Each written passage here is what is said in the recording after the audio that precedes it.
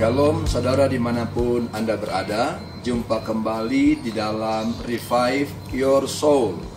Dan saudara, kembali lagi di masa-masa pandemi ini, saya mengingatkan kembali bahwa ingat 3M sebagaimana anjuran pemerintah untuk selalu menjaga jarak, memakai masker, dan tidak lupa mencuci tangan.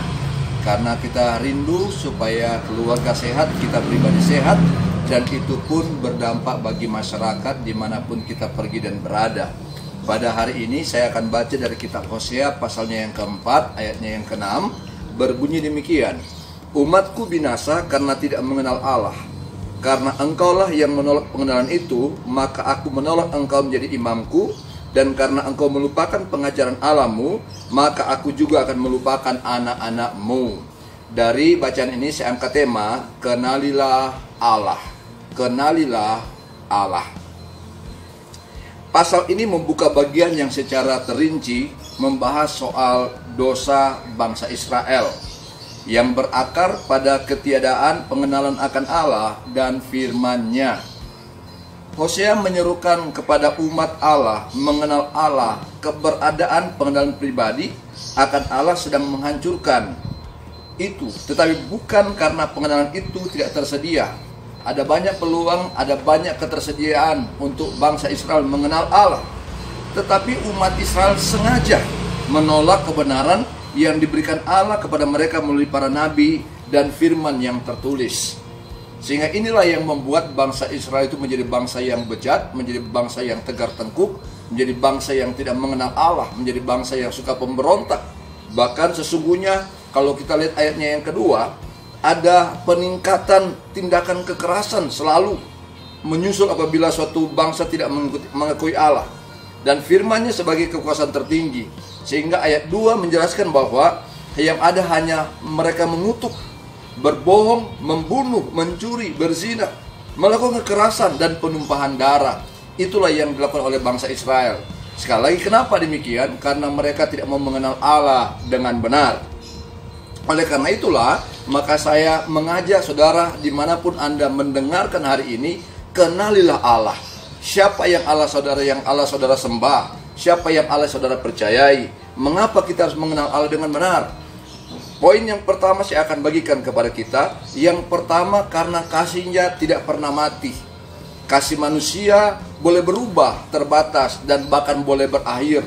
Tapi kasih Tuhan tidak pernah mati bagi setiap orang yang mau percaya, yang mengenal Dia dengan benar.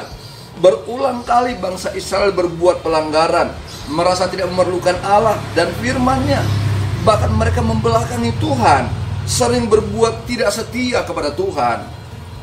Lalu Allah memerintahkan Hosea untuk mengambil dan menebus kembali umat yang berbuat dosa dengan mengawini Gomer.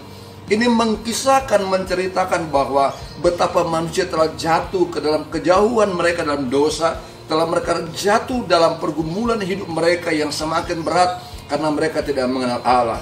Tetapi Allah datang lewat peristiwa ini. Pasal 1 menjelaskan bagaimana Hosea diutus oleh Tuhan untuk merebut, untuk mengangkat, untuk menebus kembali bangsa yang tidak setia, bangsa yang tegar tengkuk, untuk boleh mengalami kasih yang dipulihkan oleh Allah, kasih yang tidak pernah mati, kasih yang tidak pernah terbatas, kasih yang tidak pernah habisnya. Oleh karena itu, kalau saudara hidup dalam dosa, ingat kasih Tuhan tidak pernah mati bagi kita. Tuhan mau engkau ditebus kembali, engkau diangkat kembali, engkau dibayar dengan lunas kembali, supaya engkau semakin hari semakin mengenal akan kasih Allah yang tidak pernah mati.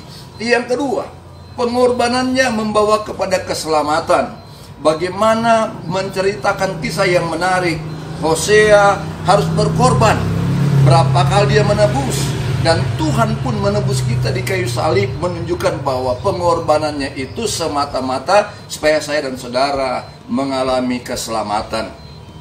Jalan satu-satunya agar umatnya tidak binasa adalah dengan cara menebus, membawa kita keluar dari belenggu dosa, membawa kita keluar dari kutuk dosa.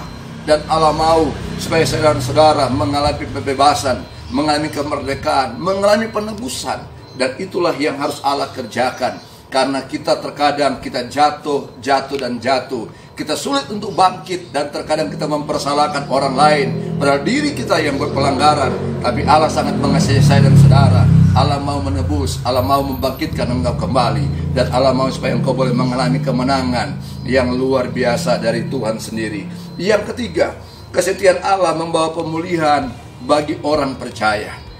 Kesetiaan Allah membawa pemulihan bagi orang percaya. Siapa mereka? Saya dan saudara. Kita, Allah mau supaya Tuhan pulihkan kita. Allah setiap mau melakukan apapun yang terbaik. Terkadang kita tidak setia, tapi Alkitab mencatat Allah kita Allah yang setia. Terkadang kita berubah pengiringan kita kepada Tuhan, tapi Tuhan terus mencari kita, dan Tuhan berkata, marilah kepadaku semua yang letih lesu dan yang berat, aku akan berikan kelegaan kepadamu. Terkadang engkau berontak karena tidak mengenai pertolongan Tuhan, tapi Tuhan berkata, ingat janjiku ya dan amin, dan tidak pernah berubah. Jadi kalau hari ini engkau berontak, engkau tidak setia, kembali kepada Tuhan. Kalau hari ini engkau berkata, aku tidak perlu mengenal Tuhan, saya mau katakan, kenalilah Allah yang engkau sembah. Dia Allah yang hebat, Dia Allah yang luar biasa. Dia kasih yang tidak pernah mati. Dia relakan, Dia berikan pengorbanan, dan Dia tetap setia walaupun engkau tidak setia. Dia tetap mencari engkau walaupun engkau pergi lari daripada kehendak, daripada pandangannya, dari hadapannya. Tapi Allah terus mencari engkau. Berbahagialah kita, berbahagialah saya, berbahagialah saudara yang mendengar ini. Kalau engkau telah ditebus, engkau telah direbut kembali, dan terkadang engkau buat dosa, Allah tidak perhitungkan dosamu, tapi Allah bawa engkau kepada kemenangan. Oleh karena itu, mari siapkan hati, siapkan pikiran, siapkan hidup kita. Kenalilah Allah yang kita sembah.